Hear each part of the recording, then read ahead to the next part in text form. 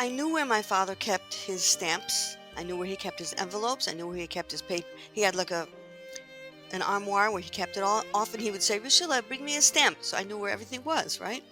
And I just went over and I sneaked some supplies out of my father's armoire and I wrote my letter describing the situation at home. I was worried about my parents' marriage, worried about my younger, siblings, worried about everything. I addressed it to the Lubavitcher Rebbe and I found a mailbox and I mailed it. One night, I was lying in bed and I heard the phone ring in the upstairs hallway of our home. This was before cordlesses, so you had to walk over to the wall and get it. And my father walks over to the wall and I hear him pick up and he says, "Hello?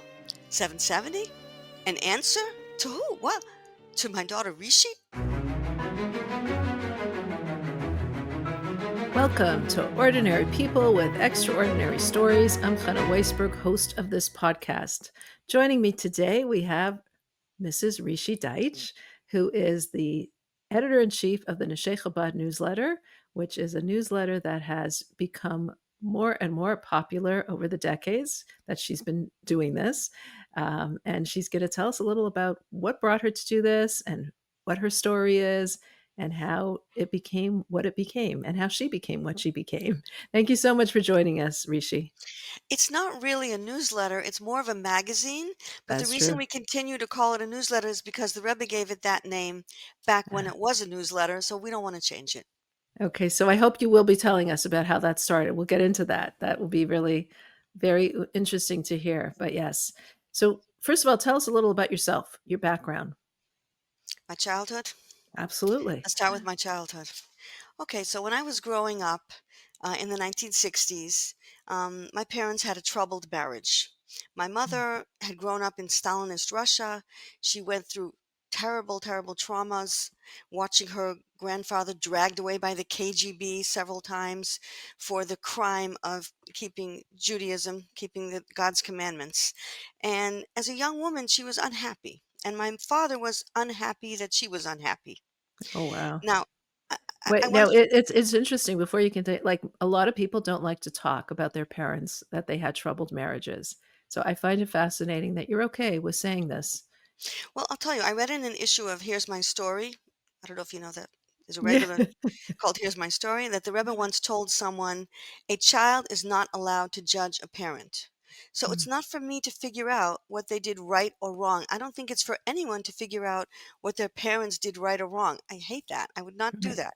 But Right. I think they did their best and that they did a very good job as parents, all things considered.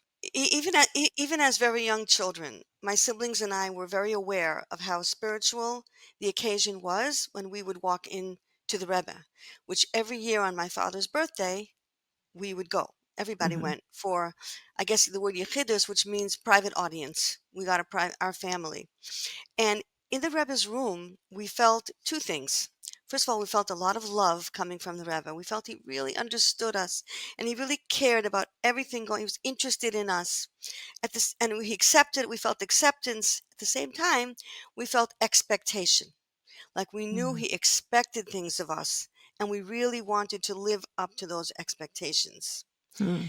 Now, I have one older sister It's and nice to have, like, that combination because usually we don't have that combination of, like, love and expectation. Sometimes when you feel expectation, you don't feel loved, you feel judged, but here you're saying there was this love, but it was also the expectation. I know, and that's something we have to learn with our own Exactly. families. Yes, which is Love and hard. acceptance, but I believe in you and you can do more, like that. Exactly. So when I turned about 5, I became a big sister myself, and then I had 3 younger siblings very quickly. And it had already begun to seem that our parents were going to be divorced.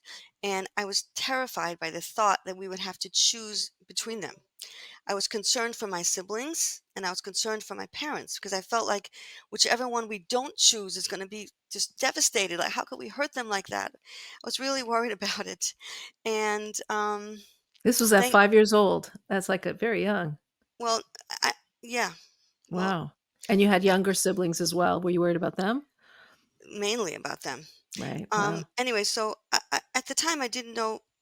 At the end, is my parents managed to stay married until till we got older, but I didn't know then that that would happen. So I decided, since I didn't know what to do and I knew I was worried, at the age of 7, I decided to write a letter to the Rebbe. I had seen Mhm. that that's what my parents did, and I decided that's what I'm going to do. And Were I knew, were you the oldest? Were you the oldest no, of your second family? to the oldest. Second to the But oldest, my older because sister, yeah, I was second to the oldest. no, because you have such a way of, like, it sounds like you're almost like that oldest child who's always taking care of everything. Yeah, a little too Yeah. much, but Yeah, okay. Anyway, right. I knew where my father kept his stamps. I knew where he kept his envelopes. I knew where he kept his paper. He had like an armoire where he kept it all. Often he would say, "Rishila, bring me a stamp." So I knew where everything was, right? Right. And I just went over and I sneaked some supplies out of my father's armoire and I wrote my letter describing the situation at home. I was worried about my parents' marriage, worried about my younger, siblings, worried about everything. I addressed it to the Lubavitcher Rebbe, 770 Eastern Parkway, and Brooklyn, New York. You didn't need zip codes in those days. Wow. In the 60s, you didn't need zip Right. codes. And I found a mailbox and I mailed it. Hmm. And I had unloaded it to someone who I knew understood and cared about me, and I felt better right away. One night, well, I don't know how much longer. It could have been a week, a month, a year, I don't know. But I was lying in bed and I heard the phone ring in the upstairs hallway of our home. This was before cordlesses, before so you had to walk over to the wall and get it. And my father walks over to the wall and I hear him pick up and he says, "Hello? 770? An answer? To who? What? To my daughter Rishi? Okay, let me get a pen." And he walks over and he gets a pen and he's writing and he takes down the answer and I heard him say thank you. And then there was a click, he hung up the phone and he slowly walked into my room. Were you And nervous? Did you I feel s- like you did something wrong? I felt like I was busted. Right? Busted. We're not Wow. supposed to write letters on our own. We're supposed to write it, with my father. And especially about Anyway, your parents, right? no, and I knew Right. they would never tell us what Right, not to write right, something, but right. just the fact that I did it on my own. And he's like, "Rishi?" And I said, "Yes, Daddy." "Did you write a letter to the Rebbe?" "Yes, I did." "Well, you got an answer." Mhm. And he told me what the Rebbe had said, and not long after I received the letter in the mail. Could kind of show it to you. Wow. Interesting. Yes. Yeah, and I'll read you an English translation of it.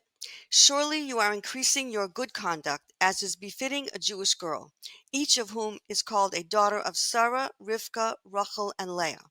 May it be God's will that you succeed in everything, and may your parents have genuine nachas from you, that is Jewish Hasidic nachas. With blessings," and the letter was then signed in the name of the Rebbe by his secretary, Rabbi Simpson. Mm. Now, another time, Now I what don't know. wait, hold on. Let's dissect that a little bit. Like, what did you feel when you got that I answer? don't remember what I felt. But I You will don't tell you something similar that happened a while later. We went to a convention in New York, and everybody was going to get a chance to. We were considered out of town delegates because we came from Worcester. mm, Everybody was going to get a chance to hand the Rebbe one piece of paper and keep walking, keep walking. I guess on that paper you were supposed to just write your name and your mother's name. No one told me what to write, so I wrote my whole story, all mhm. my worries. And it came my turn, and I don't know how old I was. I was somewhere between 8 and 12. I handed the Rebbe my paper. He read it, and he said to me in his thick Russian accent, "If you will be a good girl, it will be good for them also." Talking about Wow. my younger siblings. So I answered, "I am a good girl." Right, yes. Like, what do you mean if I will be a good girl? I'm so good. And, Right. they're like, keep going, keep going. I had to keep walking. I never got the answer to I am a good girl. Right. And at the time, I really didn't know what the Rebbe meant because if I will be a good girl, what should I do? I mean, sometimes I forget to bench. It's true, but how? Right. Anyway, so but like it took me a few decades to come around to realize what I think the Rebbe meant. What I think the Rebbe was saying was, I think he was saying, Rishala, you need to stay on your side of the street. You need to stop trying to do what's not yours to do. These are not Mm, your children to raise. This is not your marriage to fix. Do the right thing. Be a good mm, girl. It will be good mm, for them also. mm, And I've seen many times the Rebbe has told people to stop thinking about themselves and think more about other people, but he knew his customers. mhm. He knew I needed to hear, think about yourself and Right, stop taking each of your siblings and each of your parents as your responsibility. Do the right. right thing. 'Cause And sometimes children, like, blame themselves over their parents' divorce or their parents' conflict, you could have taken it that way, but you didn't.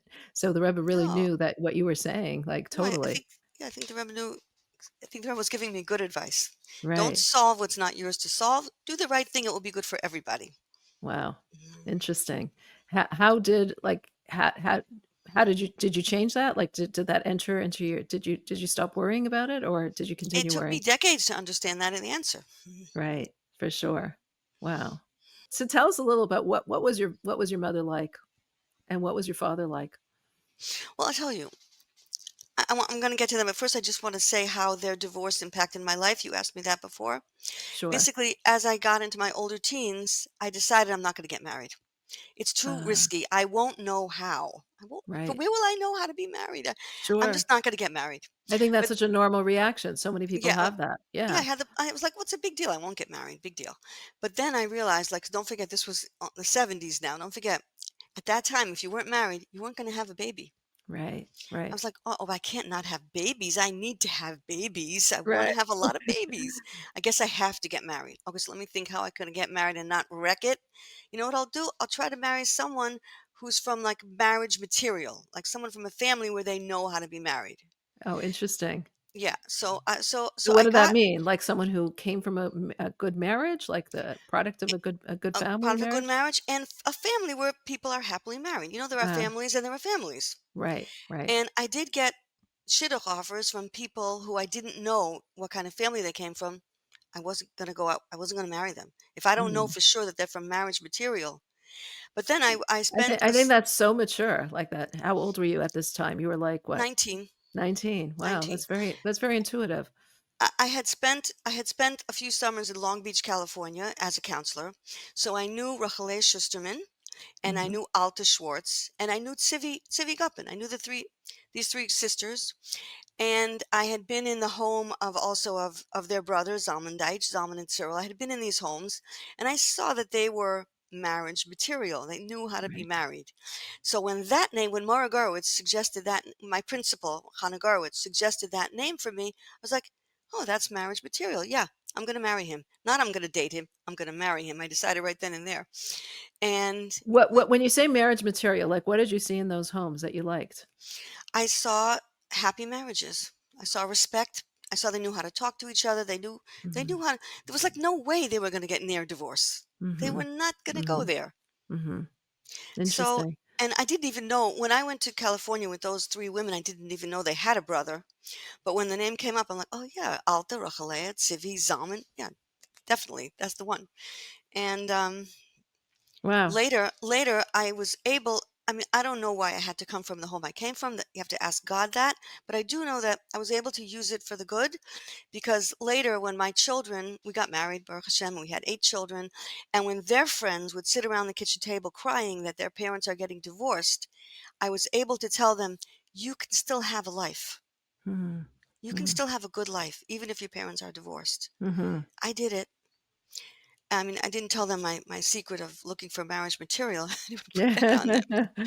And Wow. when we did marry off our children, it was interesting that my husband and I had two separate prejudices. I did not want anyone from a divorced home, no matter what, and he did not want anyone short. And Sure. he's short, and I'm from a divorced home. So we, Oh, and wow, look I at was like, that. what's wrong with short? And he's like, what's wrong with a divorced home? Right. So, Isn't that interesting? Okay, what else happened in your childhood that you felt impacted you? okay, thank you for asking that. When I was a little girl, at one point, my older sister had already left to New York to go to high school in New York. So I was the oldest at home, then with my three younger siblings. And my mother was hospitalized. Mhm, I think she had pneumonia, and for those few either days or weeks, I don't remember, but as soon as it started getting dark outside, we would sit on the front steps facing the front door, waiting for my father to come home. Not because we didn't turn the lights on, just waiting for Daddy. Now, it wasn't that we were depressed or sad, just there was nothing to do but wait for Daddy. When Daddy will come home, life will begin, you know? yeah. So we were sitting on those front steps in the dark because it got dark, waiting for him to get home from Myriv, and the doorbell rang. And being the oldest at the time, my older sister was away, I went to answer the door. And it was a woman we knew from the community named Ruthie Cashnow. She was holding a mixer. And I said to myself, "Oh, probably her electricity is out. I don't know." And I said, "Mrs. Cashner, my parents aren't here." And I start to shut the door. She's like, "No, no, no. I need to use your kitchen for my. I need to bake a cake." So then I figured her electricity must be out. Okay. So she came in and she set herself up in the kitchen. She brought all the ingredients. We got very busy helping her, measuring. I still remember the sight of the dough going around in the mixer, slowly everything getting mixed. It was a lot of fun. It was a blast. And then she put the cake in the oven and we cleaned up. And then the cake came out of the oven and I was sure she's going to take it home now. And she's like, "Well, would anybody like a piece?" We're also getting a piece. We had so much Wow. fun making it. We didn't even expect to get a piece. We thought she needs our electricity or something. And she sat us down. We each got a piece of cake. I don't even remember when my father walked in. We didn't even notice him. We were so excited about this fun time that we had. And about 50 years later, my older sister and I decided to go visit Mrs. Ruthie Cash now in Worcester, where she still lived. She was then in her 90s. And we came and we visited her. And I said, "Mrs. Cash now, why did you come bake a cake with us that night?" And she said to me, "Richelette, do you think I remember? I went to so many Mhm. homes with my mixer." It's like, "What? I thought it was only us. You went Right. to, what do you mean?" And she said, "Well, whenever I would see that a family has a problem, either the father's out of work, or someone Mm, is sick, or the mommy's in the hospital, whatever, I would just take my mixer with my ingredients and bake a cake with the family because I can't solve their problem. I can't bring mm, back someone who passed away. I can't find the dad a job, but I can give them one good hour." hmm. Isn't that And something? yeah, Wow. and I learned from that. Like always kept that in mind. Sometimes you see a terrible situation and you know you can't solve it, but you can give them one good hour or That's one good the day. It's right. still good. Look how I That's still remember the fun we had that day. that's such an important lesson. That really is. That's Ruthie Wow, that's Cash. And she passed away soon after we went to visit, so I'm really glad we went. wow. That's really a lesson for all of us. That's so important. So I mean, you spoke a little about your mother and a little about your father. Can you tell us a little bit more about their Yeah, background? What thank you. Thank you for being interested in my parents. Okay, so my mother. When my mother was, she grew up in communist Russia, under communism, where Judaism was a terrible crime. And since her parents and her grandparents were religious Jews, they were always getting into big trouble. I mean, the kind of trouble where you get killed, not Right. just like a Wow. little, not just Mm. get arrested and you could be taken away for life. A lot of people had that. And when she was 4 years old, her mother passed away. Nobody Oh, told her wow. though. In those days, also people didn't tell children things. Right. It's not that my grandfather was mean in any way. Just that's how it No. was. You didn't talk to kids. Right. They either picked up on their own or they you didn't tell them the news. You know. Anyway, so her mother passed away. No one told her, and she was playing in the sandbox one day in front of her building, and a little boy said to her, "You're an orphan." And she said, Mm. "No, I'm not." And he said, "Yeah, my mother told me you're an orphan. Your mother died." And my mother thought to herself, maybe that's why mommy didn't come home for so long already. Oh, And she wow. lived on the seventh floor of the building. So she used to walk up to the eighth floor and then one down. So she went up to the eighth floor, one down. She found her mother's pocketbook and I brought it. Oh, wow. She found her mother's pocketbook. This is from Russia from the early 1930s. And she found the pocketbook and she sat under the table holding the pocketbook, rocking back and forth. And this was her mourning for her mother. That's the only mourning she did. And Wow. my mother had not what people call today trauma is an eye roll compared to the traumas my mother suffered. I mean, Right. she literally watched members being dragged away by the KGB with guns at their head, and they went to Siberia during World War II to try to not be taken by the Nazis. They went to Right. Siberia, which was That's considered a right. safe. And in Siberia, they had one little room, and that room, the chimney was blocked. So if they would turn on the fire in the fireplace, the place would fill with smoke. But if they would turn it off, they would freeze. So all day Right. they went back and forth between freeze, Mm. choke all day. They were also so hungry, a kind of hungry that we really in this country today we cannot imagine it because we fast even if we fast the whole Yom Kippur 25 hours, but the whole time we know we're going to eat that night. Mhm. They know they're not going to eat that night. And my mother and her brothers Abba and Laser, Abba soll sein gesund, he's alive. He's my beloved uncle. They told me that they used to have a What was fan your mother's maiden name? Paltiel. Paltiel. My mother was Miriam Paltiel. Her brothers were Laser and Abba Paltiel. Abba is alive, thank God. And Mhm. they told me that when they were children, they used to fantasize. What was their we all kids have fantasies, right?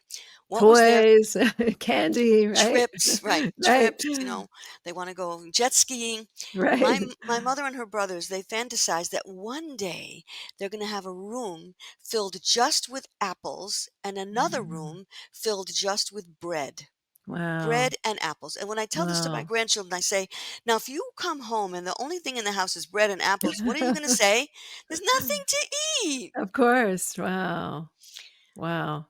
When my mother got older and she came to New York, and like I said before, she was unhappy. She had been through so much trauma When did she finally leave the FS, the former as a Soviet Union, teenager. as a As a teenager? teenager in her Did teens. she need to escape? Like, was it Yes, they yeah. escaped. I'll tell you why they had to escape because my grandfather worked for the Soviet bank, for the government. Now, Mhm. if you worked for the government, you were never going to get permission to leave. Mhm. You could get permission to leave if you were like an annoying rabbi, but Right. a Right. do nothing, uh, like a I forgot what it's called, a ward of the state, like you're costing them money. But if you're Right. working in the government, they're not ever letting you on. So yes, they had to escape secretly. My mother was under the seat and all kinds of Wow. trauma with that too. Wow. Wow. And they finally got out and they came to France. And the first stop was France. And my mother-in-law later told me, my mother-in-law was there too as a newlywed. And my mother-in-law told me that she remembered that all the young moms were at the river doing laundry. This was in the 1940s, before washing machines and dryers. And there was one little girl doing laundry, my mother. She was doing the laundry with the young Mm. moms. And my Mm. mother-in-law said, I wish we would have told her, go play, we'll do your laundry. But like Mm. we knew already. Miriam is the one is the balabusta here. She does all the work. And Wow. anyway, she came to America. She was in her late teens, and she went for a yechidus for a private audience with the Rebbe with her brothers. So I got my witnesses are the brothers. They were there, and she was telling the Rebbe all her worries and her problems and her traumas, true traumas. What she And the had Rebbe, gone through. Wow. yeah, and how they were still impacting her. My mother remained afraid of the KGB her whole life. Of She course. could not believe that they aren't really out to get her anymore. And the truth is, could I swear that they weren't? Can't Right. swear. I mean, when Russia and Ukraine got into the war, my mother was already very old. I didn't want her to find out. I was afraid she'd get Right. scared. Yeah, Like of going after course. Ukraine, we could be next. Sure. Russia was always very frightening for her, and The she was, iron grip on everyone, it was just incredible. especially when you're born into it and your first, Yeah. 10, 15 years are under it. So at the Sichidus, she told the Rebbe all these things that were bothering her and that were scaring her about the future and the past. And the Rebbe answered her first in Aramaic, Kol man da Avid Rachmana letav Mhm. Avid. And my mother said, huh? And so then the Mm. Rebbe said it in Yiddish, Als was der Rebbe tut, lost sich us zum Gutens. In English, that means everything that God does is for the good. And my Mhm. mother answered, Wer sagt das? Who says so? He's like, I Right. don't see that. Right. What, communism is for the good? What are you talking Mhm. about? And the Rebbe smiled and he said, Ich sag, I say so. Mhm. And I owe it my whole life. My mother wrote that pasuk on a piece of paper and she kept it in her pocket her whole life. When it would tear or get dirty, she wrote it again. She had it in her Wow. apron pocket from the time I know her until the end of her life. She always Why? had those Why words. do you think it like, what do you think how did he think it gave her comfort? I'll tell you why, because a lot of times we who are just regular human beings, we're not tzaddikim, we're not completely righteous. We don't see that God is good. We Yeah. see bad. We see, now, how 100%. could this be good? But if the Rebbe sees that it's good, then we can rely on him. Because he Right. said, Ich sag, I say so. He sees it, I can rely. I'm not perfect enough to see it. He could see it. Do you use So that as something in your own life? Does it definitely, all the yeah, time. All the time. I still remember like holding my mother's hand as a little girl and feeling that paper in the apron pocket. She always had really? that paper. And, I think it's powerful, like, even when you're going through something really bad and you don't see how it's good, just, like, saying to yourself or saying it out loud that this is good, even though you don't see it, even though you I don't don't see believe it. it, you don't see it right now, you don't even believe it right now, but you just somehow deep Also, down know. I trust the Rebbe. He was never wrong about anything in my life Right, or in anybody's. He right. was never wrong. So if he says it, that I can rely on him seeing it, like my mother said. And I think also sometimes when we have, like when we know that there's a purpose to something, like, it's easier to go through the hardship. even though we don't understand why and we can't understand it. right. But But if we know knowing, that there's a purpose to it, a mission to it, a reason for it, it's for the good somehow, even though we can't see it, but we trust it, it makes it easier. I hope Wow. so. Wow. I just want to say one more thing about my mom is that despite all these traumas and all these terrifying events and getting a divorce, and which Mhm. was of course a nightmare for her, and all these terrible things, she still was always ready to laugh. And my mother was always ready for a good time, always ready for a laugh. And I that's something important to learn from her too, that no matter what, What's what's a secret to that? she was just a great woman. She had Wow. strength. In Wow. general, she did so many hard things in her life that sometimes when I have to do something hard, I say to myself, Rishi, you have it in you to do hard things. Mommy did hard Mhm. things. You can do this. Mhm. She Mhm. did hard things. Right. Wow. Oh, I want to show you. She uh, she very much had a dream of writing books about her life, and she did. This is the first book she wrote. Wow. It's called Zayda because it was about her grandfather Yisrael Devler. It was the Mhm. first book she wrote, and this is the second book she wrote. I don't know. Can you see it? Why I Didn't Cry When Comrade Stalin Died. Wow. Right. Now, this book we published after she passed away, and that's why there are pictures of her in it. The first Mhm. book, she was afraid to put her pictures in because the communists will read it and they'll know it's her. But Mhm. she passed away, so we put tons of pictures in. Now, Hmm. mommy's not afraid anymore. So now she has Wow. these two books, thank God. Wow. That's really that's very interesting. What a page from our history, like how it comes alive and how Yeah. she suffered from it, but she still tried to smile and to overcome it, which is a challenge Yeah. in its own. Wow. Also, anyone who is an orphan or knows orphans, I feel like these two books are very helpful to orphans because you'll feel understood. Mhm. Absolutely. Wow. And what about your father? What kind of a home did he come from? Okay, so my father, um, when his mother was pregnant with him in 1929, she had had several pregnancy losses and she had lost a few babies. Like they were worried, and she was also in her 40s, and Mhm. they were worried that maybe they didn't want to go through another loss. So they Mhm. did something unusual. They went to see a doctor. Usually, you just gave birth at home with midwives. They went to Sure. see a doctor traveled to Vilna. They lived in Dokshitz, which is in Poland. They Mhm. traveled to Vilna to see a doctor. And the doctor said, "This time, Mrs. Gordon, you're going to have your baby in a hospital. Not only Mhm. that, but the whole ninth month you're going to be in the hospital. And that's the only way you're going to have a healthy baby." Now, this was so radical. I mean, some people, I find it radical even today, personally, because my daughters and I and my daughter-in-law, we have our babies at home with midwives. But Wow. definitely in those days, it was definitely radical. And of course, what did my Zayda Yechanan Gordon do? He sent either a telegram or went to the post office to make a phone call because only the post office had a telephone in 1929. And he called the Frierdiker Rebbe, the previous Lubavitcher Rebbe, Rabbi Yosef Yitzchok Schneerson was then the Rebbe. And he said, and he gave a message to the secretary that this is what we were told. What should we do? And the previous Rebbe gave back an answer. You should give birth at home like you always did, and it will be Zara, Chaya, V'Kayama, living and lasting life. Hmm. And of course, that's what they did. She had the baby at home with her regular midwife, and my father lived into his 90s. Hmm. So maybe that's why sometimes I don't listen to doctors. Right. Maybe that's why you have the passion to have home births. Maybe I don't know. Right. Um, Now, when my father was 4 years old, they came to America, and at a Farbrengen with the previous at a Farbrengen is a gathering of Hasidim with the previous Rebbe. My father was singing. He always had a beautiful singing voice, so he was singing loudly the nigunim, the Hasidic tunes without words. And the previous Rebbe pointed to him and said, "Das is mein jüngster Chassid. This is Hmm. my youngest follower." Hmm. And when a Rebbe says something, that alone makes it happen. Just Hmm. the fact that he says it. And the fact that he named my father that he is a chassid, I feel that was part of the reason that he was such a strong chassid his whole life. Mhm. And I'm going to tell you a story about when he was a bacher, when he was a young man before he got married. So the Rebbe, the seventh Rebbe Menachem Mendel Schneerson was then the Rebbe as of 1950, when my father was 20. And this happened in 1953. My father was 23, and the Rebbe used the seventh Rebbe Menachem Mendel, Rabbi Our Menachem Mendel. Rebbe.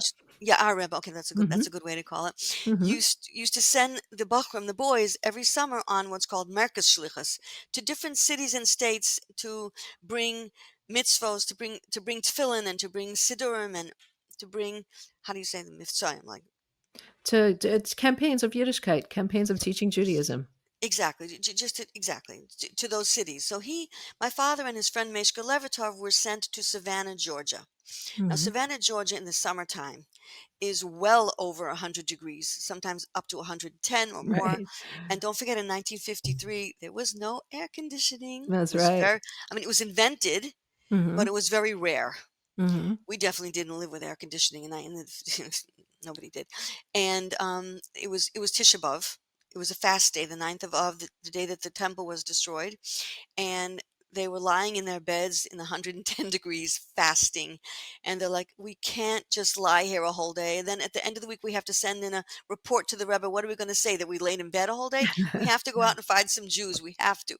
And they went out in this 110 degrees, and they were looking. Also, don't forget, there was no googling, and there was no, you had to just go out and look.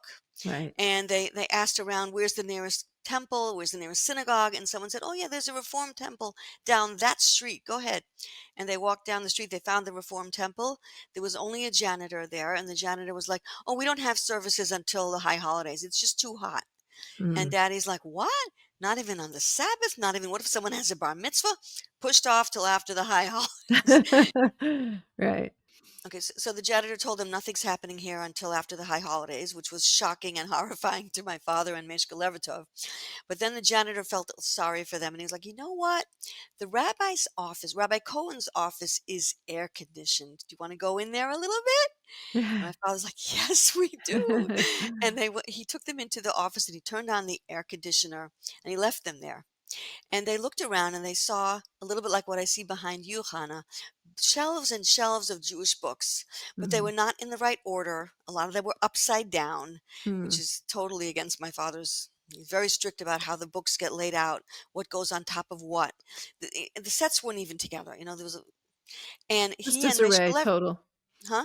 Total Total disarray, disarray. like obviously not being used. Mhm. So my father and Meshka Levertov took out all the svarim, and they put them all back in order, set up properly, and then they left a note on the desk: Dear Rabbi Cohen, I organized your Sfarim for you, your books. Please use them to bring Jews closer to God. Signed, Mm. Elijah the Prophet. And they left. Wow. And at the end of the week, they had to every week they had to write a report to the Rebbe. So they wrote this to the Rebbe in their report. And Rabbi Chadakov, the secretary at the time, told them, when the Rebbe read about your letter from Elijah the Prophet, he laughed. He He made the laughs. Rebbe laugh. So my father was very proud that he made the Rebbe laugh at that Right. point. Do you get your organization skills from your father? I'm not that organized. What You know? skills are you talking about? Coming exactly on time? Yeah, that's a Gordon thing. That's That's a definitely a great. Gordon thing. Okay. Okay. Another just quick story Mhm. about my father is I was a little girl when my brother was born, and to walk to the hospital to visit my mother, I went with my father. And we got there, and it was on the sixth floor. And of course, we took the stairs because it was Shabbos. Mm. And we got to the top. It was, I forgot to tell you, it was St. Vincent's Hospital, run completely by nuns. It was Mm. a Christian hospital. And we got to the sixth floor, and we came out of the staircase, and the nun in charge says to my father, Rabbi, you think God cares if you take the stairs or the elevator on your Sabbath? And my father says, if your God was alive today, he would also take the stairs. Right. I remember Right. that. Right. Wow. I will Interesting. So I will say that my father, the last 14 years of his life, unfortunately, he had dementia. It was very, very distressing. It was very difficult. Um, I want to just suggest a book. Whenever anything difficult ever happened in my life, I read books about the topic. That's how I got Mhm. through things. Mhm. And when my father had dementia, my stepmother bought me this book. It was called Walking in Their Shoes by Michael Krauthammer. Mhm. And I highly recommend it to anybody dealing with dementia because it was very, very helpful.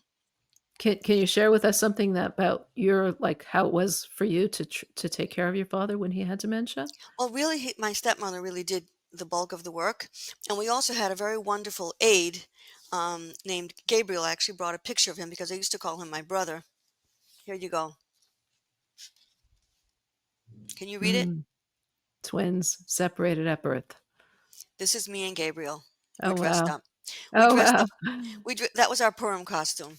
We Uh, dressed up exactly the same, and we both wore the picture saying we're twins separated at birth. And everybody would say, "Were you really?" And I'm like, "Look at us. What do you think?" right. Gabriel made things a lot easier. He um he knew how to fold the talis perfect. My father said to him, "Daven v'yayid, pray like a Jew," and he did. He prayed like a Jew. He learned all the prayers. And even though my father's gone 2 years already, we're still in touch because a brother is a brother forever, you know. And one time I showed my father a picture of Gabriel's son, Joshua, and I said, "Daddy, this is Gabriel's son," and he said, "But he's black." And we realized, I said, "Gabriel, he doesn't see your skin color. He doesn't even see that Interesting. you're black. He feels so close to you that you're like a son to him." Hmm. Wow, that's a And lesson in itself. really, it really is. And at one point, Gabriel was scammed out of, I think, $18,000. He was scammed. He got it one of those phone scams. And I wrote about it in my magazine, in the Neshei Chabad newsletter, and in Hamodia. And people, when they understood what Gabriel is, they gave money, and we raised the money for Gabriel. Proud of that. That's very, very special. Wow. Yeah. That's really NBC special. interviewed us because they couldn't believe that a religious Hasidic family is raising money for a black man from Haiti. Right. I'm like, we're not seeing color. We're seeing the Right. person. And you're seeing the appreciation that you had for him. That's really Of course, he incredible. changed. He made everything good. He made everything. He made everything good. I have Do to you say. have do you have, like, any tips or things that you would suggest for people who are treating a father with dementia? Because I know it's, like, so to to deal with your father who was so much to you and was your role model and so forth, and then suddenly he's like a different person. It must have been very hard. Well, here's the thing. He wasn't a different person to me. He Mhm, was the same daddy. mhm, Even when things, I understood that this is a disease that he has and it's mhm, affecting his brain, but he was mhm. still, to the very end, he was really still the same person. And even So at his death, you saw beyond the outbursts or the, yeah, irritability or all the things that yeah, people with dementia have. that was That was just the sickness. That was mhm, the same way that you scratch an itch. You're itchy, you mhm, scratch it. That's not who you are. mhm. And my father was always very musical. He was a chazan, he was a cantor, and singing was very important to him. And he was always singing. And I used to play the piano, and Gabriel and my father would sing. And Gabriel knew all the songs, all of them, and he perfectly. And even now, on my father's yard site, the family gets together, and Gabriel comes, and we Really? play piano and we sing, because that's so Beautiful. much of what we did. And That's beautiful. That's really beautiful. Just a few years ago, when my father was already about 90, he received a letter in the mail one day from a former student, someone he had taught 60 years earlier. The student wrote, Rabbi Gordon, now that my parents, Holocaust survivors, have passed away, I am going through their things and a lot is becoming clear. One thing I know for sure, they never paid you for my bar mitzvah lessons, so I am enclosing a check now. And I also want to thank you, Rabbi Gordon, because I remember we lived in Worcester with 2 feet of snow on the ground, and my parents never bought me boots. They felt I was spoiled and rich if I had a pair of shoes. And one day you called me out of class and you took me to the store and you bought me boots. My father handed me the $500 check that was in that with that letter, and he said, Rishala, send it to tzedakah. I'm not selling my mitzvah for $500. This story encapsulates who my father was, quietly doing kindnesses for people where there will be no glory and no thanks except in the next world. So you told us a lot about your childhood. Was there anything else that you wanted to say before we continue on to your adult life? well, I'm not totally all grown up yet. I'm only Okay. 66. Right. I'm supposed to be all grown up. Uh-oh, No, no, we're not. that's a problem. None of us are, right? Well, I raised with my husband together, and with God's help, I raised 8 children. I love having more and more grandchildren. I have an insatiable desire for more and more grandchildren.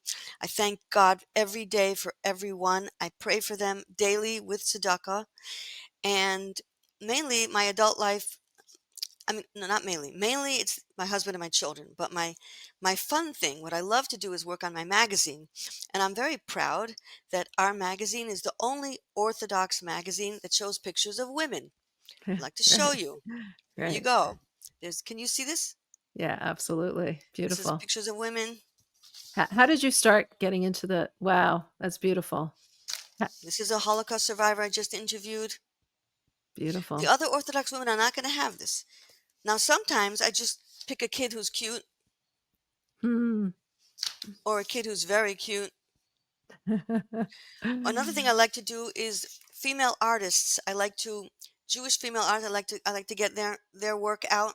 Mm, So we're a women's beautiful. magazine, and this is how we should be. We should be promoting Right. women. Definitely. How did you start? How did you get into the Neshei Chabad newsletter, which is really So a professional magazine, not a thank you. newsletter? Thank you very much.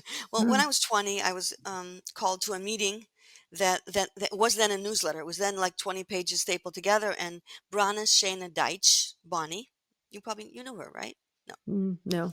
Brana I Shana mean, I Deitsch. heard of her, but no, don't know personally. Yeah. Mhm. She decided that this has to become a real magazine. Mhm. And at the time, I was 20 years old. I had a baby, and I was pregnant with my second baby. So I was given a little job to write a Mhm. column called Harriet the Harried Housewife. So I did that. I did that for many, many years. And then slowly I started, Rivki Gajzinski was then the editor in chief. She started giving me more and more work. And slowly I took on more. And then my children grew up and out, and I was able to take on really more, which I Mm. love. Like it gets me out of bed excited every day. Like I think of a sidebar. That would be a great sidebar. I run down the basement to do this. I love it. I'm lucky that I love what I do. And basically, my job with this magazine, I have two goals. I got it down to two goals. Number one, I want to spread the Rebbe, our Rebbe. I want to spread our Rebbe's words on every topic because he was so unusual in that he weighed in on every topic. There's not a topic that there Mm. isn't something, either a letter or a yechidus or if I right. He literally weighed in on everything. So I want to spread the Rebbe's words. Number one, and number two, I want to avoid needless suffering. If I can give people information, so why everyone have to learn the hard way? Can't Mm. we just tell them some things ahead of time? And my magazine has highs and lows. The high, I would say, for this year was that I interviewed Rabbi Mengel. Rabbi Mengel was a 90-year-old, is a 90-year-old Holocaust survivor. So he should be well. And Mm. he took for his 90th birthday, he took his entire family, children, grandchildren, to Auschwitz. Mm. So we interviewed him. That was such a great. I was dancing on the way home. Like I knew this is going to Really? be a good one. So Wow. that's the high for me. Getting a really good interview is a high, and the low is number one. I don't like having to cover the budget, which ever Right. since COVID, that's a problem because we used to have a printer who was basically donating his services. Mhm. Lane, Mr. Mhm. Lane Mhm. was printing the issue for $7,000 for 25 years. He didn't go up. Mhm. All of a Mhm. sudden, he went out of business during COVID, and all of a sudden, we're paying market prices, and now I have to worry about money. I don't like that at Mhm. all. Although, thank God for some generous donors. And the other thing that's difficult for me and really a low is we get a lot of submissions. I can't possibly publish them all, and I have to turn some down, and people get Right. very upset and very hurt, Mhm. very Mhm. disappointed, and very aggravated. So that's not something I don't enjoy. Mhm. What do you enjoy about it? The great interviews, the good people like the Rebbe Nagel? I love the great interviews. I love the finished product, Right. and honestly, I like the controversies. Like I don't mind. I know a lot of people who really don't want criticism. They Mhm. don't I edited that. Don't tell me what's wrong with it. I want to know exactly what you think. And as a matter of fact, angry letters to the editor, that's okay with me. I'm good with that. That's The so angrier interesting. the angrier it is, the more I'm like, do you mind if I publish this? This is a great letter. Like, oh, Really? like you're not upset and hurt and insulted? Nope, not one bit. I'd love to publish your letter. Why? Why Um, aren't you upset? Why don't you take it to heart? I'll tell you why. Because a lot of times, okay, I don't know if this is an American thing or what, but a lot of times I get a complaint that this in this article or this in this thing that you published made me feel guilty. Mm, And you're not allowed to make anyone feel guilty. Well, why not? I mean, also, if we don't even write what's right and wrong, because not to make anyone feel guilty, then we're also not going to help anybody. mhm, I want to avoid needless suffering, right? So I want to mhm, help people. But if I can't say anything that's going to make anyone feel guilty, I'm not going to get anywhere. So mhm. if you feel guilty, why don't you write me a fuming mad letter to the editor and I'll publish it, especially if you sign it. Right. I'll Wow, give you an interesting. example of some of the controversies that people have gotten very angry at me about. Natural childbirth. Mhm, Well, you make me feel guilty that I had a cesarean. Well, I just want to help you not to have another one. mhm, Breastfeeding. You make me feel guilty that I gave formula. No, I just want to say what's best for the baby. mhm, Okay, women working. This is a big one. You can't make women feel guilty. Now, I worked. I don't want to make anyone feel guilty for working, but the fact is that the Rebbe did say, I could quote it. I don't have to quote it. I could just summarize for you. The Rebbe did say, and I have the date. Yeah, so in September of 1973, there was a parade in Manhattan. The feminists, the women's liberation movement, made a parade in Manhattan. And the Rebbe then said, not only do they feel that it's better to be a man, they're like male wannabes. They don't mhm, see how high is the woman's role of making a Jewish home and raising the children. They don't see that. They just mhm, want to be men. So instead of having a mother and a father, the children will have two fathers coming home tired late at night. mhm, Not only do they not see that, but they're celebrating it with a parade. mhm, It's a tragedy. Families are not close. Children are not being raised. Everyone's out of the house till late at night. It's a tragedy. What's with the parade? mhm. So, of course, when I published that, I got, "You're trying to make working mothers feel guilty." I wasn't trying to do that. Just a matter of priorities. Right, just to Anyway, show the priority of what a woman is and what also, motherhood is all about yeah, also and plenty how of times the Rebbe important it is. wanted people to go teach or do Chabad houses. He wasn't Sure. saying never to do anything out of the house. He was just saying your priority is to make your home. Mhm, Remember that. Okay. One thing I'm proud of, um, this bullying. Bullying is a big mhm, deal nowadays. mhm, And I found this guy, I don't know how I found him, named Izzy Kalman. This is his book. And he deals with bullying in a way that's completely different than mainstream. And his way actually works. So I'm very, very proud to have published Izzy right. Kalman many times. You Interesting, you go ahead wherever interesting. you want to Yeah. go. Okay. Um, so, you know, it is there anything, like, specifically, like, you've been for so many years, you've been spreading the Rebbe's inspiration and message. Is there anything in particular that really inspires you in your personal life? Well, I'll tell you how I decide whether or not to, when I want to publish something and I'm not sure. I just ask myself, Rishi, can you hand this to the Rebbe with pride? Mm, And since Gimel Thomas, since the Rebbe passed away in 1994, I've saved a physical copy of every issue because I plan when Mashiach comes and the Rebbe comes back, mm. I plan to give him a copy of every physical issue. What am I going to send him a link? Right, No, I'm going to give right, him a physical copy of every issue. So it's like, it makes it easy for me to know what to do if I just ask myself, Rishi, can you hand this to the Rebbe with pride? Or do you right, hope he doesn't notice this one? Then don't publish it. And right, that in general is helpful in life. Um, right. You ask yourself that in life, you mean in general. yeah, like, would you do this if the Rebbe was watching? Right, Or are you only going to right, do it because you think you'll get away with it? Like, right. Mhm, and I mean, I guess my role as an editor in chief fits with how I raised my children, which is like my main belief was indoctrinate, indoctrinate, indoctrinate. Like, I couldn't believe that some parents don't tell their kids what they think. I told my kids my opinions on every single thing, and I also told their friends who were in the house. And because if you don't indoctrinate them, I guarantee you secular culture will. mhm. And now I like watching my children indoctrinating their children. Did it work? Did it work, the indoctrination? It worked with my children. Mhm, Thank God. My children are well indoctrinated. Now they're raising their own children.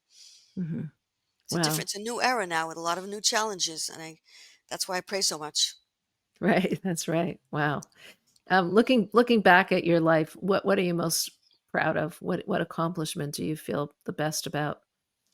Well, I told you, Izzy Common, the bullying, Oh, the bullying, publishing. right, right. I've seen it. I've seen it change lives. I mean, I spoke to Did someone the other did day. you were you ever bullied in school? I mean, you No, came from a small school to a big school. Was it yeah, but hard a hard adjustment?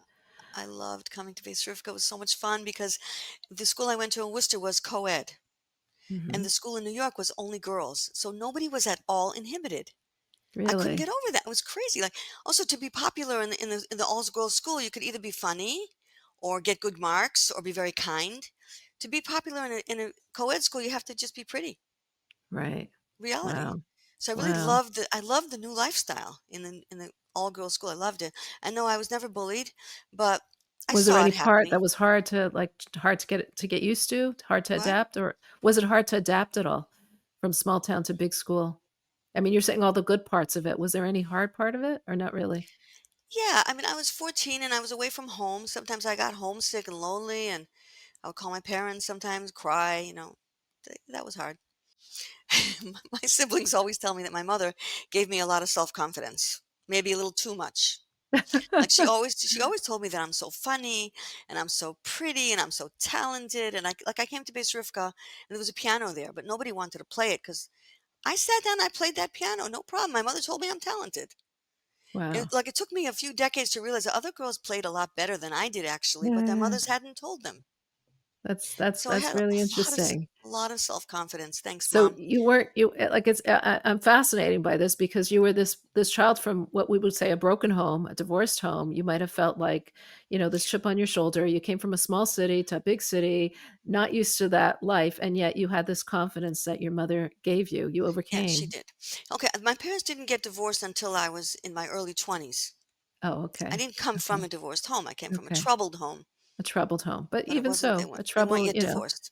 right. Right. Mhm. Wow. Looking back at your life, like, is there something that you regret that you would do differently now? Yeah, as I told you, getting into those fights with people who it wasn't their fault, just because I was going through something on the side, and this was an easy, convenient way to let it out on someone. That's not the right thing to do, and I regret it. Right. And I've asked the person forgiveness, and I don't think she still today forgives me. Um, you spoke about your confidence that you had from your mother. How and you need to have that confidence, in terms of your newsletter as well, in terms of your magazine as the editor in chief. You have to have confidence about what you do, and you said some things you accept, some things you don't. How do you feel someone could get confidence if they don't have that? Even if their mother didn't give it to them? Yeah. Sheesh. Yeah. I don't know how you can get it how you can get it later in life. I don't know. Mhm. I don't know. I hope I gave it to my children. I tried. Right. By I just don't, encouraging them? well, first of all, I always told them what they're good at. I figured it out with them. Like, what are you good at? Let's figure it out because we're gonna study that. Like one Mhm. daughter was very good at music. Well, you're gonna take all the music lessons you can. You're gonna teach Mhm. music in schools. We're gonna develop it. Another daughter wanted to learn makeup. Okay, let's learn makeup. You're good at it. Let's develop Mhm. that. Whatever they happen to be good at. Mm. Another daughter is one of our proofreaders for the Mm. Nishay. I mean, I That's think it's good. nice. How I is think it it's to work with your daughter? great. I love it. That's First of all, amazing. we save a lot of time because she's completely honest with me. You know what I mean? There's none of this, oh, Mrs. Deitch, I was thinking this article's not really so good. It's like, Ma, you can't publish this. Throw it out Yeah, now. kids have a way of doing that, right? Yeah, we save time. You're looking back and looking forward, are there any dreams or aspirations that you have for the future, for yourself or for your magazine? Well, I'm 66 and I'm trying to teach people to take it over because I won't be able to do it forever. Or Mhm. maybe I will. I don't know. But better to have people lined up. You Mhm. know, I'm trying to do it now. Mhm. Ideally, my dream, like when I turn like 70 or 80, I don't know exactly, but my dream is my only job should be doing interviews. I don't want to have to Interview. worry about the budget or the mailer or the printer or the captions. I don't want to have to worry about any of that. Just do interviews all day. That would be so much fun for me. Right. No, Beautiful. no one gets Um, that perfect life. no, huh? Every life has Um, some hard parts. what would you like people to take out from this interview? Indoctrinate your children. Tell them what you think. Tell them what's right and wrong. That. That's a good thing. Also give them self-confidence. Tell them Right. what's good about them. Right. 100%. And love Beautiful. them. Beautiful. Mrs. Rishe Deitsch, thank you so much for taking your time and sharing yourself with us and sharing your story and the impact of your parents that it had on your life and what lessons you learned from them all. Thank you so much. Hannah, thank you. And I was your sister's roommate. So Oh, I look, always look do. at that. Yeah, I was Bati's roommate in seminary. So I've always heard about you. Nice to meet you in person. Thank you. Thank you so much. I found that interview with Rishe Deitch very interesting, how she grew up in a troubled home with parents who were, I mean, the way she described what her mother went through in the former Soviet Union, it's no wonder she had this trauma, this lingering trauma, the horrific situation that she had been in. I found it so beautiful that she kept within her this letter from the quote from the that the Rebbe told her to always think good, that everything that God did or God does is always for the good, and how she used that as something that was a guiding point in her life, despite the trauma that she had been through and what she had gone through. What I found really fascinating was the advice that the Rebbe gave Rishi as a young girl, how focus on yourself. There are things that you cannot change in other people. There are situations and circumstances that you might be exposed to that you can't do anything about, and you can't feel that onus of responsibility on you. And I think that that is something that's so important for many of us to realize in our own life. We all have things that we are carrying on our shoulders. We all have situations or circumstances that we are involved with. And of course, we do what we can do to help the situation, but there are times when you can't. And all that you can do is just be the best person that you can be. That story that she told of that woman who came in to make the cake in her house really brings that point to home as well. Just do what you can do to help somebody else. Remove for that hour, for that moment, for that phone call, for that visit, whatever you can do for that person, do it, be there for them. But then realize that you can't do everything, and just do the best that you can in your situation. And I think as that young little girl that Rishi was at the time, she really, whether she knew she took that message to heart, it wasn't until decades later that she really understood the message of the Rebbe's letter to her, but she went on doing that, being the best version of herself, being that confident girl, despite coming to a high school that was a large high school, from a small town, having the confidence in herself and in her abilities and in her talents, and just focusing on the good that she could do. If you enjoy watching these interviews, I hope you are subscribed to Chabad.org/extraordinary. You can find us as well on YouTube and on all podcast platforms. Give us a like, drop us a comment. We really love to hear from you. I read every message that comes in, and I just love to hear what it is that inspires you or what take home message or lesson you learned from this. Thank you so much for watching and for being part of this extraordinary community.